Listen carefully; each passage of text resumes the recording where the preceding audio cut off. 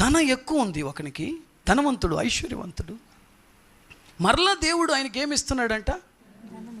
ధనవంతుడుగా ఉన్నప్పుడు ఎవరికి ఇచ్చే మనసులే. నేను అడిగాను ప్రభుని, ప్రభువా వాడు ధనవంతుడు ఎవరికి ఈయనంటున్నాడు, మళ్ళా వానికి ఎందుకు పంట ఇస్తున్నావు అంటే దేవుడు చెప్పిన మాట ఒకటే, ఎక్స్ట్రా వచ్చినా ఎవరికైనా ఇస్తాడా చూశాను, ఎవడికి ఇచ్చేలాగలే, కాబట్టే రాత్రి నేను ఫ్యూజ్ బెరికేశాను అన్నాడు. రాత్రి ఏం చేశాడంట? ఫ్యూజు.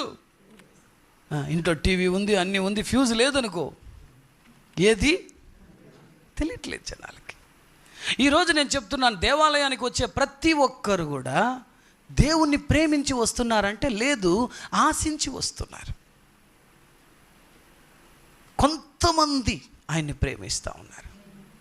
దానివల్లే నువ్వు ప్రేమించి దేవుని వెనకాల వెళ్ళావనుకో, నీకు శ్రమలు రావచ్చు,